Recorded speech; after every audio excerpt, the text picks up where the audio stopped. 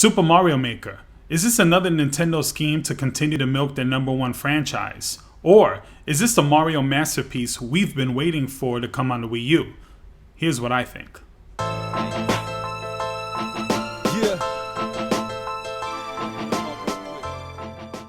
What's up, my peeps?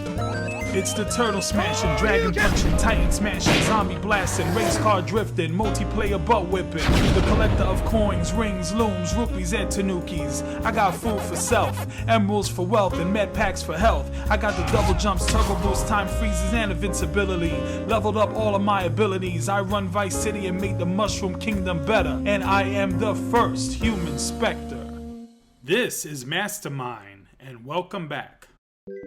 So for the last few years, I have been extremely critical of Nintendo and Nintendo's Wii U.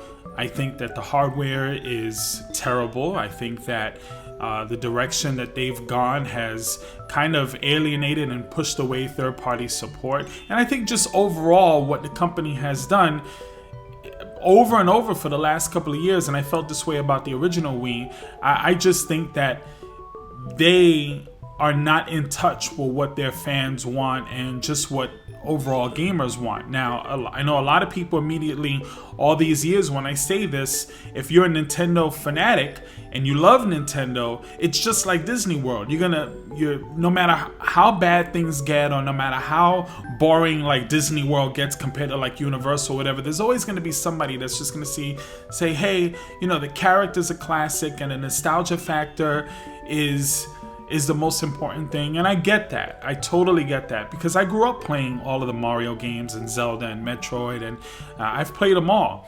And I'm a huge fan of their franchises. But one of the things I think we need to separate when we start talking about Nintendo, and before I get to this review, is you got to separate what the people who are creating the hardware and the marketing people, you got to separate that from the ones that are actually creating the games.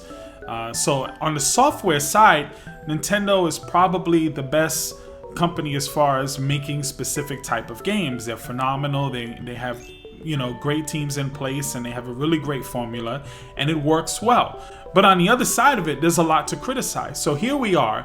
The Nintendo Wii U is struggling mightily, and they've released some pretty epic games. I mean, Smash Brothers, Mario Kart, you name it, Wind Waker remake. There's just been a lot of great games that have come to the system. And here we are with Mario Maker. And despite all of these great games that have come out, and now with Super Mario Maker, the system is still struggling. I'm sure the sales have picked up somewhat, but it's not going to catch up to the Xbox One or the PlayStation 4. It's just not. Let's face it, they're already talking about a new system already. So here we are. Super Mario Maker. Is it worth it? Is it worth even picking up a Wii U if you don't have one just for this game? Well, I'm going to have to say, if you've ever enjoyed any kind of Mario game or any game where you can actually create stuff like Minecraft, or even like what you do in Trials where you can just create your own stage, if you're into that kind of stuff, I would say the price of admission alone for the console and the game is worth it. This game is phenomenal from top to bottom. It is by far my favorite Nintendo game in years. It's been a long time since I've connected with a game so well. Now here's why. And before I even get to why, let me just say I don't do previews like on my reviews. So I'm not going to give you a synopsis of storylines. I'm not going to give you every little detail. That's what previews are for. I don't do that on the reviews. So when you first start the game, you don't have everything right away. It's something that they kind of give you over a certain period of time. So, the tools, they kind of gradually give them to you. And that's a great thing. I know initially when I first heard that, I'm like, whoa, why are they doing that? But I kind of understand, because in the beginning, you want to just kind of be able to create like basic levels. And then once you start learning how to do that, then you can kind of start getting really creative and doing some crazy stuff. So here's why I like the game. It's not so much that you need to build and create a level and then you just walk away. It's much more to it than that. When you build the level and you upload it, it goes online and people play it. and you always constantly getting notifications. Somebody liked your level, somebody clicked star on your level, so somebody downloaded your level. So it's great because you're getting the feedback on something that you did. People leave comments, and it's really good. And that in itself makes it really addictive. Then when you do the challenges, and they have, I think they have easy, normal, and expert, where pretty much they give you like 100 lives and you got to complete like a certain amount of stages. That's really fun because the stages that you're going through are people's stages, people's creations. And some of them are really unique, some of them are really innovative, some of them suck. But the bottom line is, one of the initial problems that I was a little skeptical, because I was like, okay, I'm going to play somebody's level and they're going to make it impossible. And although some of the levels are impossible, they don't allow you to upload them. Well, not impossible, but difficult. They don't allow you to upload them if you yourself can't beat it. So when you click on that upload and you go, you're going to have to go through the whole stage and beat it and complete it before you can upload it. That's a great thing, because you're going to have spammy people and people who are just going to make things so impossible that they themselves can't even get through it. I'm saying if you're going to build a level and you're going to make it difficult, then you need to be able to beat it. So that's great. I'm sure somewhere, somehow, somebody's going to figure a way around it or whatever, but I haven't encountered one level that I haven't been able to beat yet, even though if you do that, they give you the option to skip. But I haven't done that yet. So I think anybody who's into the Mario games and has played them, you should be able to get through pretty much anything that anyone comes up with. With that said, another little kind of thing that I was a little skeptical about was, okay, am I going to play this game for a couple of days and say, oh wow, this was fun, and then never put it on again? I seriously doubt that, because I wanted to do this review pretty much the second after like 2 days it came out, and I haven't been able to pull myself from the game to come upstairs, those stairs right behind me, to come upstairs and do a review, because I've been so hooked on it. Every free moment that I have, I want to build levels, and if I'm not building levels, I want to play someone else's level, or I want to build a level and see my kids' reaction when they go through it. And that's been one of the most fun parts for me, is just creating and then seeing how other people get through it. Because sometimes I've created certain levels and I'm like, all right, you're gonna do it this way, and I'm gonna force people to jump there and go here because you plan it out, and then someone else jumps on it and they find another way to get through it.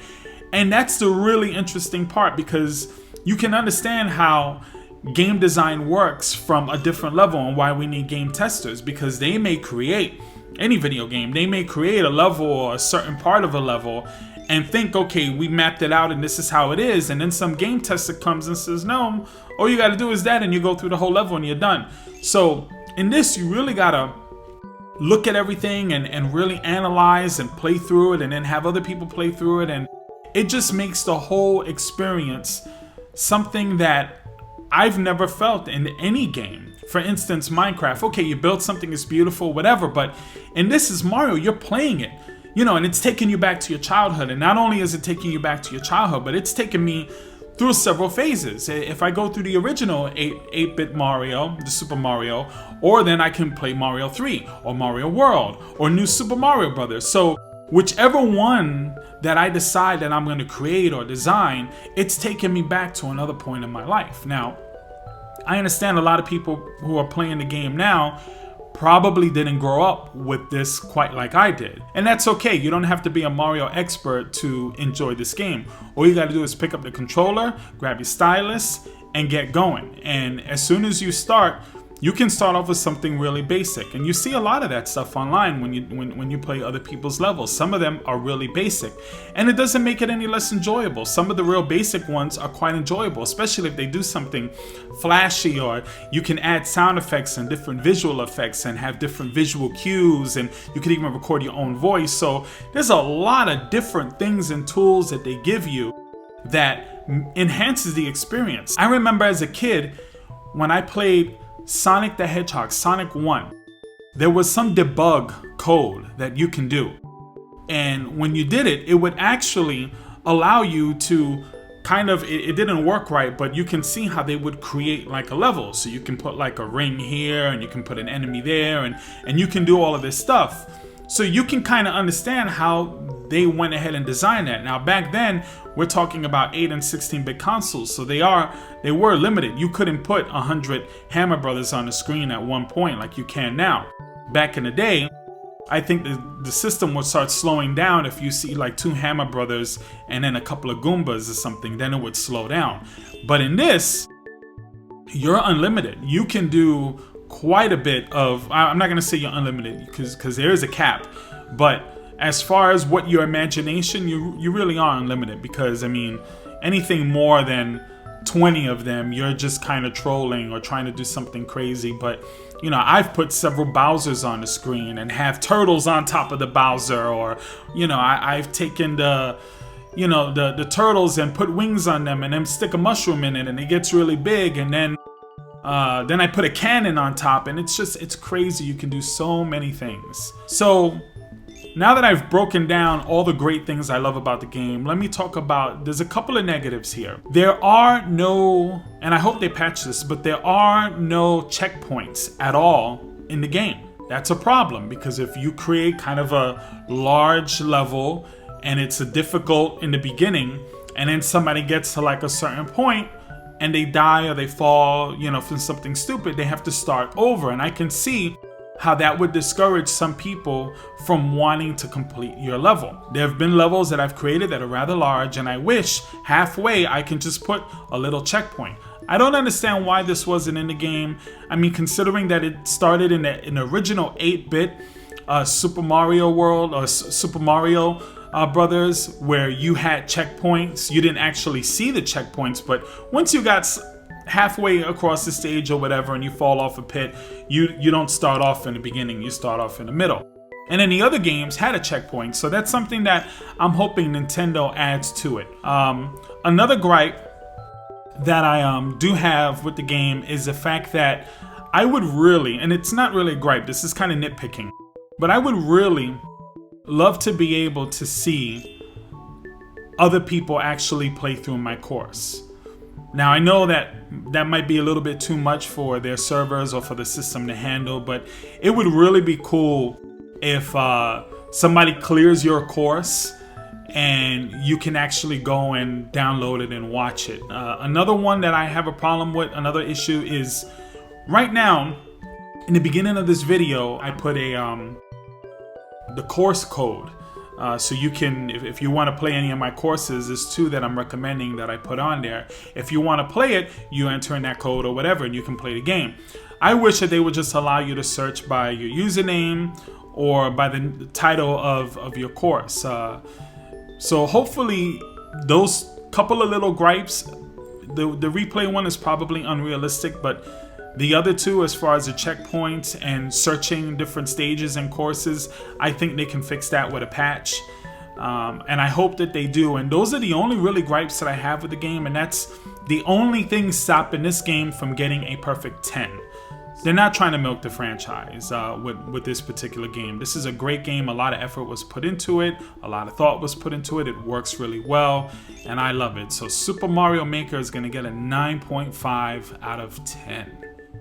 So what do you think? Super Mario Maker, I think it's a fantastic game. It's unfortunate it didn't come out at launch. I think a lot of the issues with the Wii U initially was the gamepad, the whole tablet kind of thing. A lot of people didn't really know what it was. This game would have perfectly illustrated what you can do with that, because let's face it, it's flawless as far as the way it controls, the way you can navigate and move and put this enemy here and this block there. It just works really great with the stylus, is very responsive. That would have been perfect to illustrate what the Wii U is and what it could do. Unfortunately, I don't think there are too many applications as far as, you know, real great games that you really need that kind of pad and a tablet. But I mean, you know, unless you're playing like apps and smaller games, you know, indie games and little games like that. But for AAA titles and action adventure games and platform games, it's probably better to have a controller. With that said, once you create everything, it's better to probably have a Wiimote or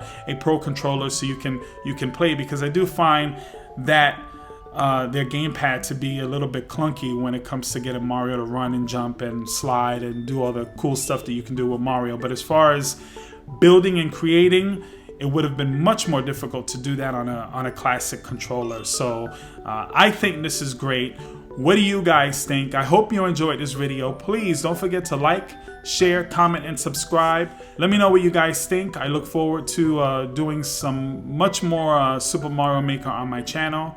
It's going to be an ongoing game. This is one of those games that you don't just stop playing and walk away. It kind of is an ongoing, kind of like a fighting game or like a Minecraft. So anyway, hope you enjoyed it. Thanks for watching. Mastermind out.